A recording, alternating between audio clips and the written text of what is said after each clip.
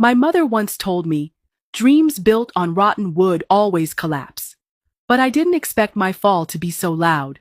I was once one of the richest women in my country. People called me the golden billionaire.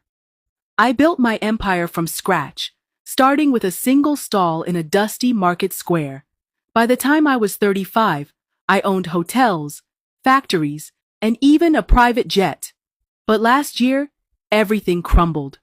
Almost overnight. And the worst part? It was all because of my own arrogance. But let me start from the beginning, so you understand how I got here. My name is Dara.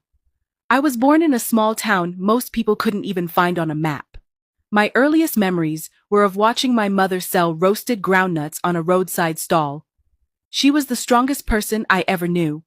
After my father died when I was 3, she worked from sunrise to midnight to keep us fed. Some nights, we had only water and a single piece of bread to share, but she always made it feel like a feast.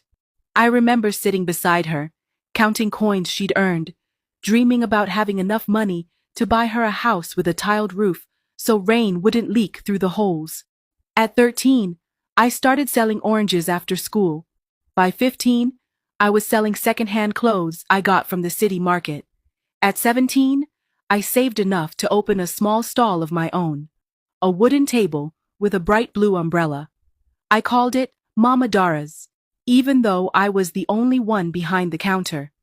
Every morning, I'd carry goods from the wholesaler on my head, balancing heavy bags bigger than my body. Customers liked me because I smiled, remembered their names, and sometimes gave them credit when they were short on cash. Slowly, word spread, and people came to my stall from other neighborhoods. But it wasn't easy. I was robbed twice before I turned 18, one time beaten so badly I couldn't stand for a week. A crooked tax collector demanded more money from me, or he'd shut me down. I cried myself to sleep more nights than I can count. But every time I thought about quitting, I pictured my mother's tired eyes, the way she'd cough late at night from breathing smoke while roasting groundnuts. I promised myself I'd give her a better life. When I was 19, a traveling businessman noticed me.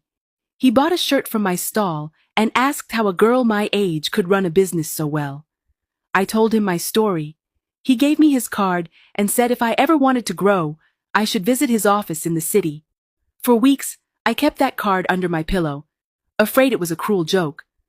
One day, after a fight with a supplier who doubled my prices because girls can't negotiate, I packed my few belongings, hugged my mother, and boarded the cheapest bus to the city,